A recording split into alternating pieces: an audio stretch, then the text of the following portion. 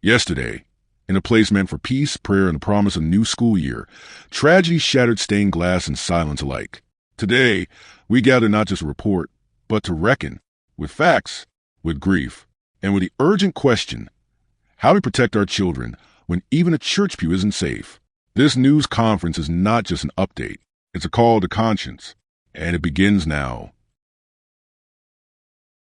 More than anything, writings that describe the shooter's hate.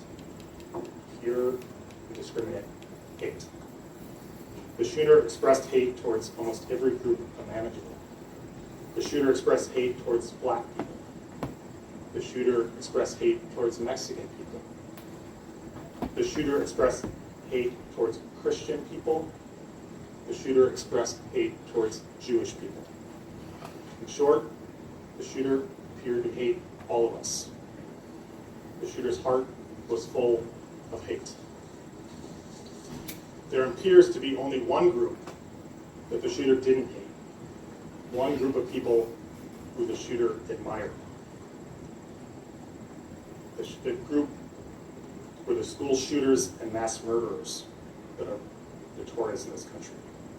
The shooter idolized some of the most notorious school shooters and mass murderers in our country's history.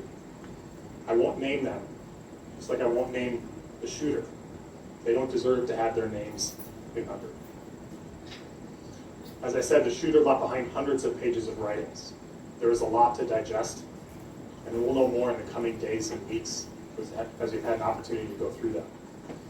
But reading them, one thing is clear. It's going to be hard to hear, but it's important to the question of why this happened. More than anything, the shooter wanted to kill children, defenseless children. The shooter was obsessed with the idea of killing children.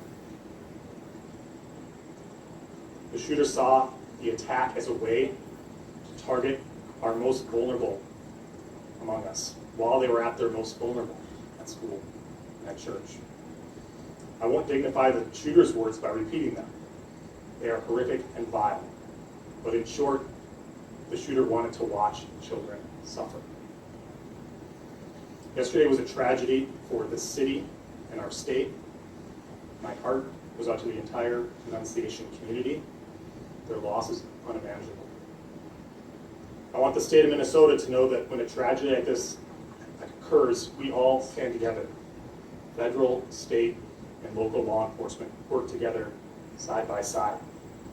The FBI, the ATF, DCA, Minneapolis Police Department, the Hennepin County Sheriff's Office, the Hennepin County Attorney's Office, including their victim advocates who have been working with the families yesterday and today.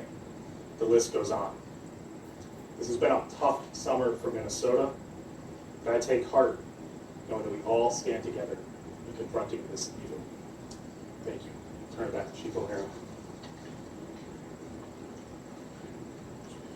We'll open it up for some questions and answer what we can. The FBI Director, Kash Patel, put out some details today, including that there was a threat against President Trump, that there were some messages such as Israel must fall and free Palestine, and that it is being investigated as a hate crime, or evidence of a hate crime. Can you speak to what the FBI Director put out? I haven't talked to Director Patel, but certainly there's evidence of hate. As I mentioned, the shooter expressed hate towards many groups, including the Jewish community and including President Trump. So obviously, as in most cases where there's a mass shooting at a house of worship or a school, federal law enforcement will work with state and local law enforcement to investigate, to make sure what happened. We know what happened and we prosecute as appropriate. I would just add to that, Matt, that there is no question in this case that this shooter intended to terrorize the children, the school members of the school community, the parishioners who were inside of that church. So whatever label we want to put on it is regardless of the fact that it is very clear that this shooter had the intention to terrorize those innocent children. So, one of the manifestos, I guess, mentions a belief that the shooter was under an FBI investigation. Is anyone able to say whether or not that's true, or whether this person Yeah, we did a check of all of our holdings, the FBI holdings, and he was not in our holdings prior to this incident, so we didn't have anything on him at that time. And is there any kind of mental health diagnosis that anyone is aware of? There is no diagnosis that I'm aware of that I can share. I can tell you we are not aware of any state-ordered mental health commitments. Chief, could you talk about, we're hearing some new details come out about the moments inside the church. Yes. About the doors being locked. Now, that might Yes. have protected some kids. Could you talk to us about that? So the question was about the doors being locked at the church. Annunciation Church had a practice that once Mass began, they locked the doors of the church. This incident occurred shortly after the Mass was beginning. So there's no question that the fact that the doors were locked likely saved additional lives.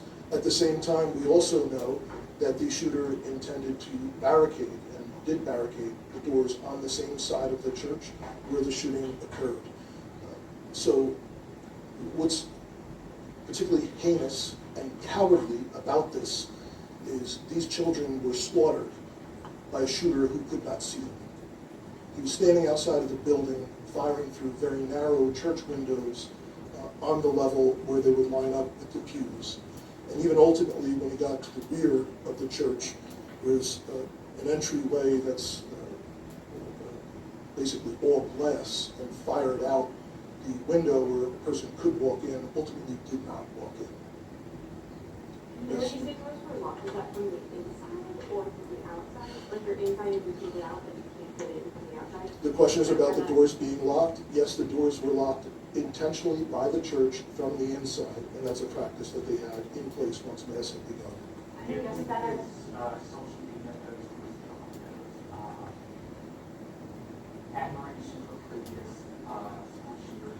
Why was he able to obtain a weapon of that magnitude? So the question was, due to previous social media posts, why was the individual able to obtain a weapon?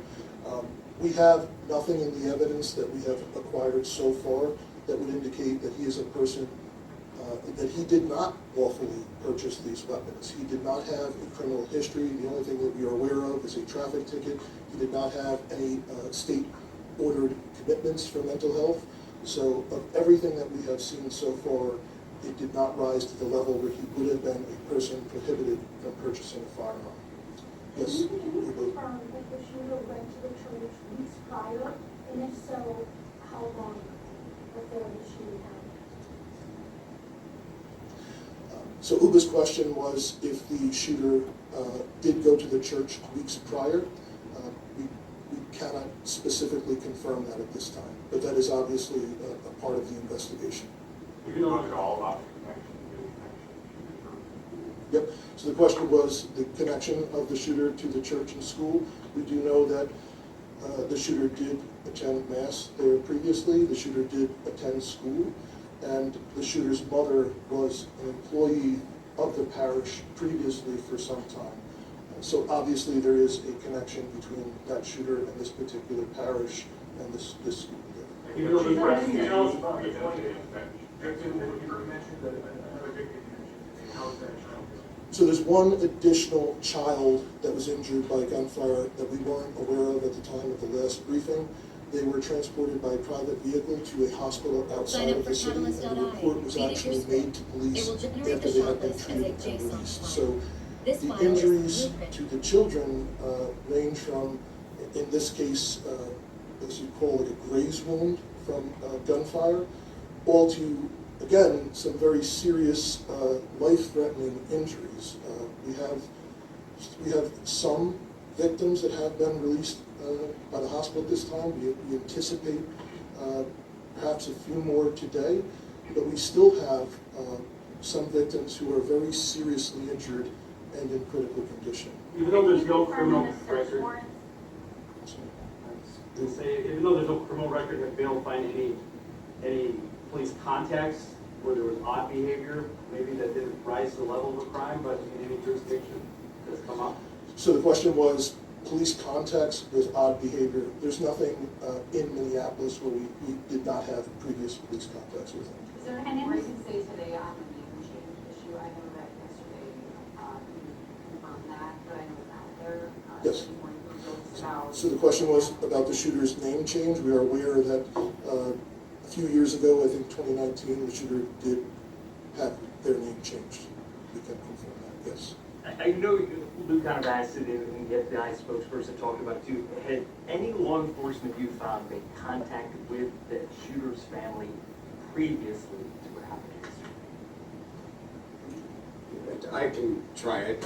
For everybody, I'm Drew Evans, Superintendent of Minnesota Bureau of Criminal Apprehension. It depends on specifically what you're asking. We're aware of some reports in the past. We are gathering those reports now. There will be additional information that we'll be able to share down the line. But as the chief noted, and we think what is important in this and related to the question, this individual was not arrested for anything that would prohibit them from being able to purchase a firearm. There is not substantive police contact with this individual that would have raised concern to the level that would lead us to believe this sort of a situation would happen today. The social media, in terms of your question for that, just to be clear, the level set for everybody, there's a specific criteria in terms of how an individual can purchase a firearm legally in Minnesota. If those posts and information, I'll share it for everybody that we want to know going forward, this obviously is a terrible tragedy. We need the help of the public and everybody else. If there's concerning social media behavior by anybody, or that there's concern in their community, that they are contacting their law enforcement so that we can adequately address it in the process. That did not happen in this case. In terms of the evidence found with the search warrants, were you able to recover additional guns, and if so, were those registered and also legally purchased? So the question was, in regard to the search warrant, were additional weapons recovered? The answer is no. Only the 3 weapons that were recovered at the scene. A 5.56 millimeter rifle, a shotgun, and a pistol, and all 3 were used during this incident. Chief, any history of gun training? Because the shooter seemed fairly accurate. We're not aware of, at this time, any history of gun training. The evidence that you have recovered that the shooter expressed any grievance against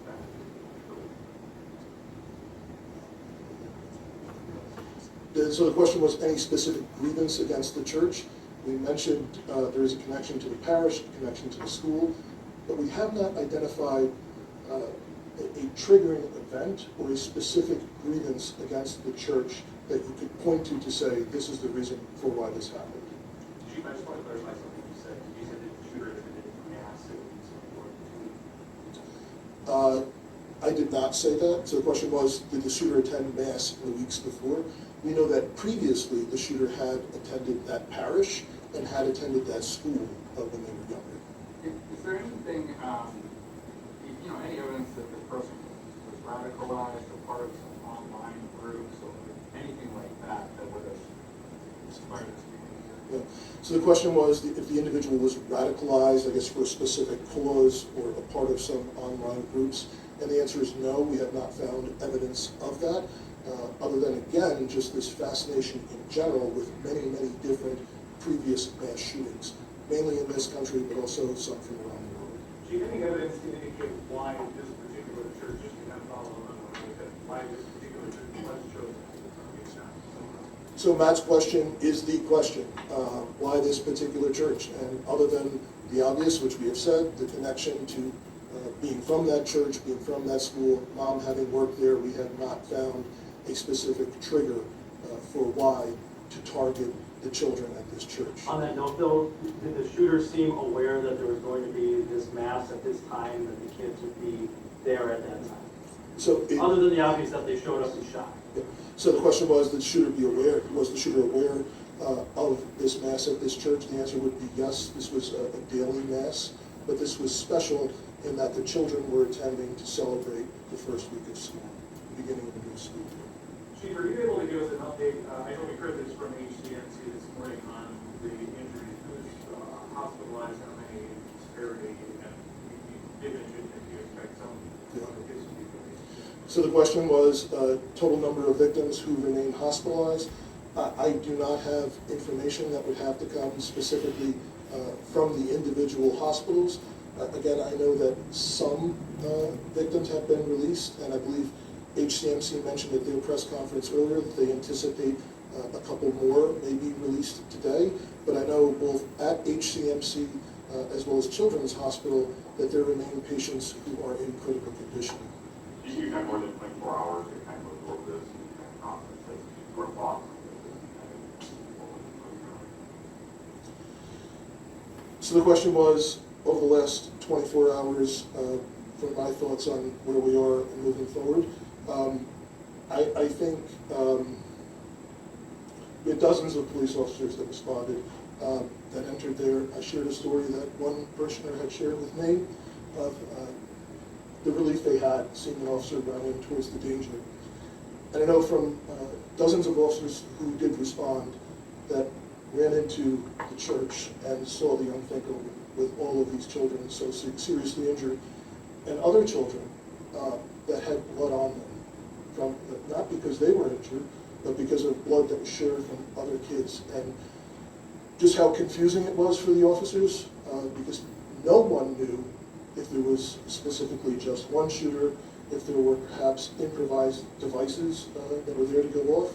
So I think the officers, and that were then joined by state troopers and county sheriff's deputies and all of the federal law enforcement officers and others that responded very, very quickly, and I just think did an incredible job at trying to ensure that the threat was eliminated, there were no additional threats, but also trying to triage as quickly as possible and get the injured to the hospital. And I think EMS, all the first responders, did an amazing job. And I think going forward, we're going to learn countless stories about many children and the heroic acts that children there did, as well as staff members and other parishioners. So I know this is, incredibly horrific and just an unthinkable situation, but despite all of that, I think there's going to be countless lessons of bravery from young children all the way up to elders in our community. All right, we'll take one more, perhaps for somebody who's not yet had a chance. Have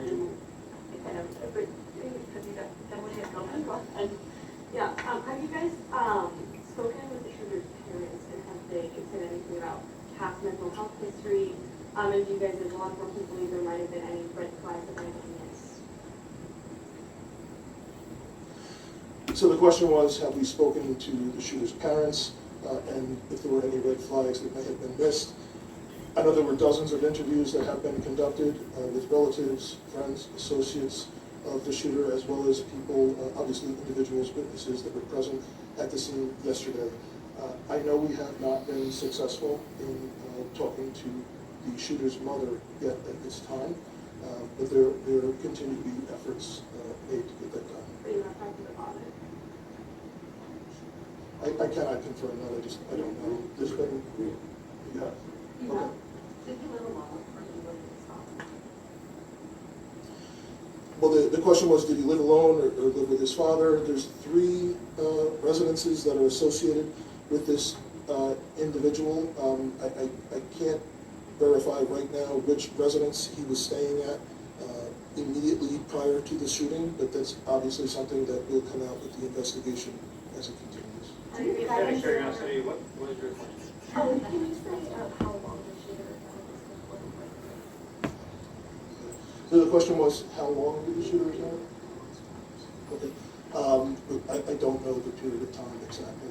Is there surveillance video available, not that you want to see it, but that you can review to know like how long he was shooting and how he snuck up and stuff like that? So the question was, is there surveillance video? And the answer is yes, there's surveillance video at the church.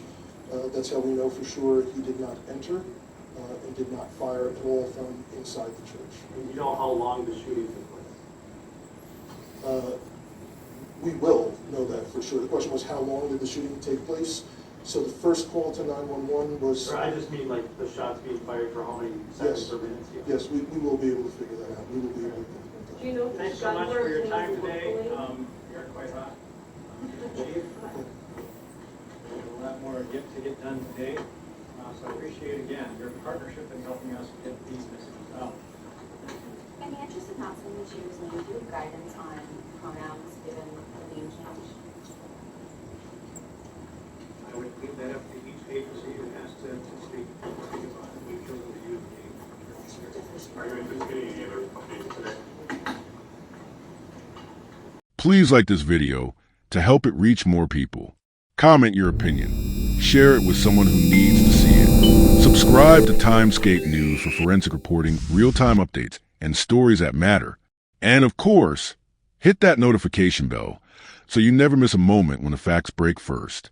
This is Time Scape News, where clarity cuts through the chaos. See you in the next report.